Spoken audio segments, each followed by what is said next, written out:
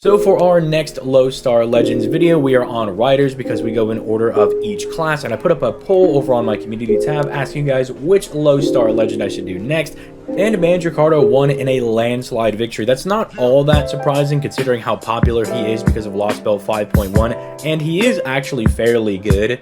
Although I would say the way that he's good is just that he just does really basic good things. Like, he's so easy to use. There's a little bit of nicheness if you look at his second skill, but he's just a very straightforward, easy, free-to-play servant to use, so I can see why he's so popular. And we're going to talk about him in today's video. But before we begin, if you have not already, make sure you leave a like on the video and you subscribe to the channel for that daily FGO content. Also, make sure you peep those links down in the description down below. You know, we got Patreon, we got Twitch, we got other YouTube channels, all sorts of crazy stuff down there. So make sure you peep all that stuff in the description down below. But with all that being said, let's go ahead and start diving right into Mandricardo's kit, starting off with his hits. And for a hybrid quick and art servant, I'd say he's got a pretty decent kit. I would like to see maybe an extra hit on that arts card to bring it up to a 3-hit arts card, but he does have 0.86% NP gain, so as long as you're critting on those arts cards, you're going to be refunding a metric butt ton of your NP back.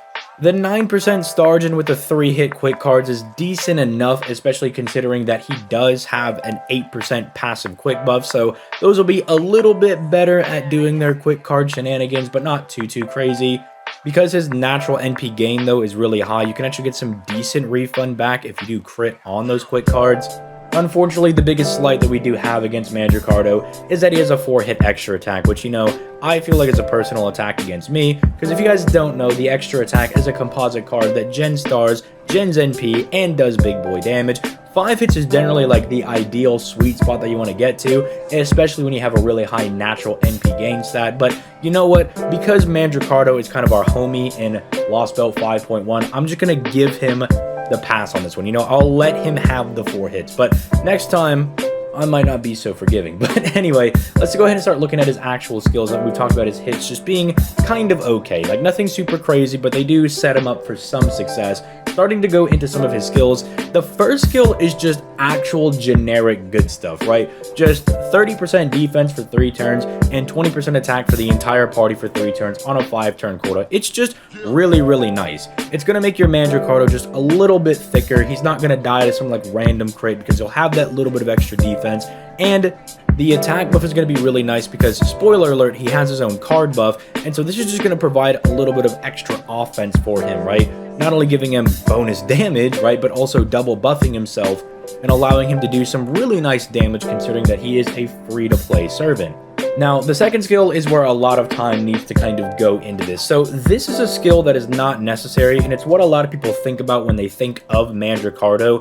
What you can think of this skill as is that it's kind of like a big last strike, right? Because you can only use it when your HP is 50% or less, and you will die after you use this skill. But it gives him a lot of really nutty effects, and you can kind of time this in a way if like your Mandricardo is really weak and you have another DPS in the back and you've kind of planned to kind of cycle them out, you can use this to get like one last really big hit with that 50% attack buff, that 100% crit damage buff, and you remove all of the enemy's defensive buffs to kind of allow your next DPS to come in and clean house on that enemy. So it's a very strong skill, but you really don't ever need to use it. Like, you can just use Mandricardo with his first and third skill and only use this as like a last attack type thing, but even then I don't really find myself using it all that often. But I do like the idea that you have the ability to kind of cycle your Mandricardo out. It's the reason why someone like, say, Arash is so good. It's like an extra plug suit of being able to cycle through your servants, which is really strong.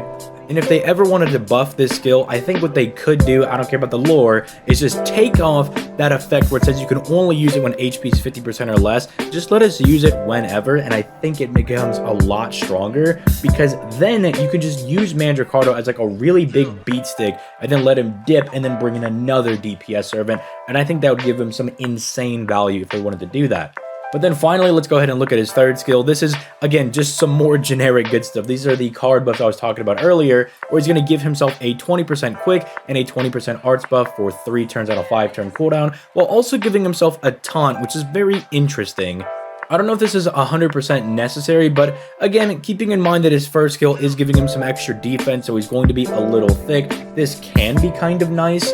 because you could use him to kind of bring the heat off of some of your other like supports or anything. Or maybe you've got like some weird team comp where you're like, I've got my Galatea for like general berserker damage, and I've got Mandricardo to just clap up this cast or whoever else is there, right? Maybe you want to keep the pressure off of your more squishy members in your party, but realistically, you're probably just going to fire this just to get the arts and quick buff, so that way his quick cards are performing a little bit better, and obviously you want that arts card to double buff with the first skill for his NP. Speaking of that NP, if you thought the 20% quicken arts was a little bit low, don't worry, his Overcharge is giving him at least a 20% quicken arts buff, meaning that anytime he fires his NP, he's actually rocking a 40% arts buff, multiplying into that 20% attack buff that he has on skill 1 to give him some really solid damage. Do not be deceived when you look at the damage chart, because this doesn't really like show how high he would be if he was actually at like NP 5. He does a lot of damage. He can really hit very hard, considering again that he is a free-to-play NP5 servant. The only weird thing is that they give him this odd demerit where he reduces his own attack by 10% for the turn.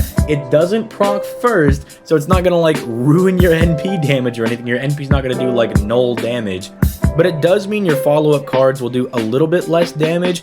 Should still be fun because it's not like it stacks. It's not like every time you fire the NP you're going to be getting like progressively weaker. It's not that bad. It's just a little annoying for follow-up cards, but thankfully Mandricardo is not really built to be like a crit servant, because aside from the second skill, which is only a one-time instance of 100% crit damage, he's really not doing any crits, so the follow-up cards don't really matter that they're not doing as much damage. You're kind of just using him for a really strong NP. He's a little thick, and he could just do some very solid damage. So it's kind of fine because he's just not a crit servant, so it doesn't really care if his follow-up cards aren't doing all that much damage, because they really just serve to like refund his NP so he can fire another one. So it's not all that bad. It can be a little bit annoying, I know, if you like miss out on killing a boss by like 100 HP. Trust me, I've been there. I know how that feels.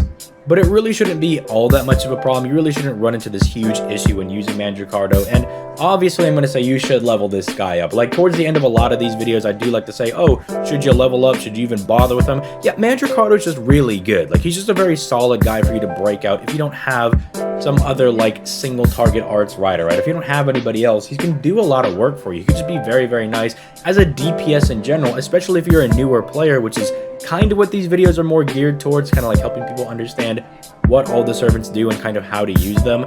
He's just very straightforward. You know, Mandricardo, you just pop skill 1, pop skill 3, and fire the NP as many times as you can. And then if you want to get a little more advanced with it, you could try to plan around Mandricardo taking himself out on his own terms with the second skill, so you can purposefully cycle to another DPS servant, which can be very nice, but a little more advanced play with that one. With all that being said, I'd love to hear your guys' thoughts in the comments down below. Let me know if you've been using Mandricardo. Let me know your thoughts about him. I'd also be curious to know if anybody's actually grailed their Mandricardo. I haven't really seen a lot of people grail him. I know a lot of people use him, and he's very popular because of 5.1, but I don't really see a lot of, like, grailed videos of people using Mandricardo, or, like, a lot of grailed Mandricardos on the friends list, right? It seems like he hasn't really hit that, like, meme legend status that, like, Kojiro has, for instance. So I don't know, let me know that in the comments down below, and if you did grail him, let me know why. But I'll catch you guys in the next video. Peace, late.